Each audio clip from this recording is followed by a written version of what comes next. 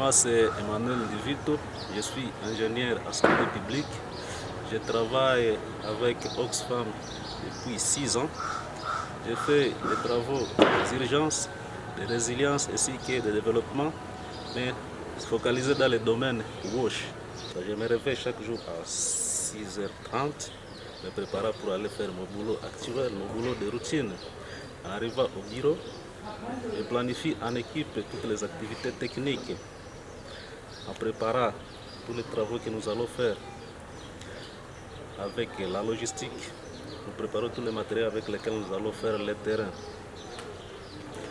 Après avoir préparé tous les matériels, nous partons sur le terrain avec l'équipe technique pour superviser différents travaux, notamment les travaux de construction des latrines, les travaux de construction des douches, bacs à lessive, ainsi que la supervision des différents travaux de traitement en eau.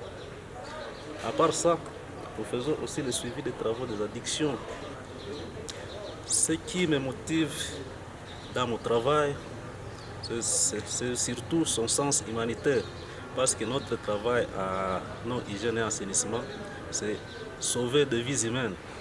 Lorsque nous arrivons dans un contrée, par exemple un site dans lequel les gens se sont déplacés, nous apportons une réponse d'urgence. Parce que lorsque nous sommes dans l'urgence, il faut dans 48 heures que les gens aient de l'eau. Alors, on cherche des disponibilités qui sont proches. Ce travail, je le fais pour sauver les vies humaines. Vous savez, moi, presque toute ma vie, je vis à l'est de la République démocratique du Congo, où il y a beaucoup de affres de guerre, il y a beaucoup de déplacements, et puis les besoins humanitaires sont énormes. Nous avons à faire une intervention au niveau de Tongo, dans les Rutshuru, où on était dans un site de déplacés, où il y avait au moins plus de 5 morts par jour, à cause de la maladie de diarrhée et aussi le choléra. Mais avec ce travail, avec les mécanismes que nous avons mis en place à nos hygiènes assainissement, nous avons éradiqué toute cette maladie dans moins de 2 semaines. Dans le site de regroupement et de sinistrés, nous travaillons souvent avec les journaliers qui sont sinistrés. Alors, à cause de cette maladie Covid-19, il y a des banques qui n'ont pas de liquidité. Alors, lorsque nous travaillons avec ces journaliers, cette petite somme que nous leur donnons comme motivation, ça a un impact significatif à leur vie parce que cette somme dépend aussi de leur survie. Alors c'est pourquoi lorsque la banque n'a pas de liquidité pour servir nos journaliers, ça impacte directement notre travail.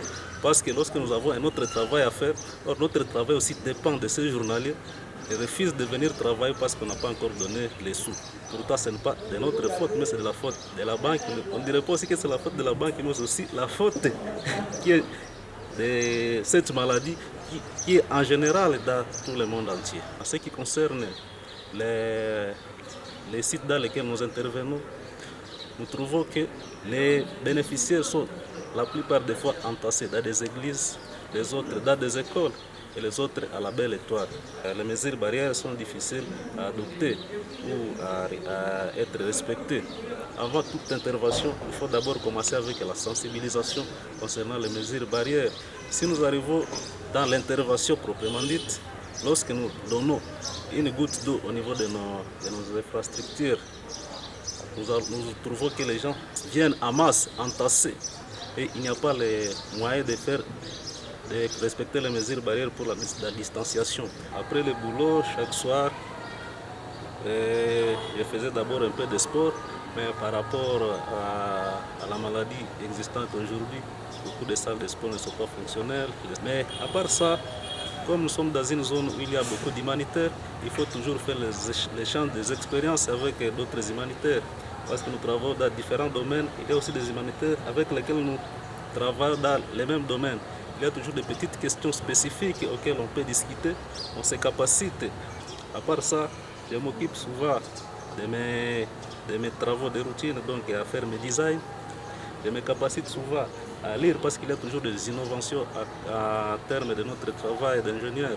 Donc on doit toujours se capaciter, voir ce que les autres font ailleurs pour que s'il y a des interventions similaires, même dans d'autres pays étrangers, qu'on puisse être en mesure d'intervenir comme on le fait maintenant dans notre travail actuel.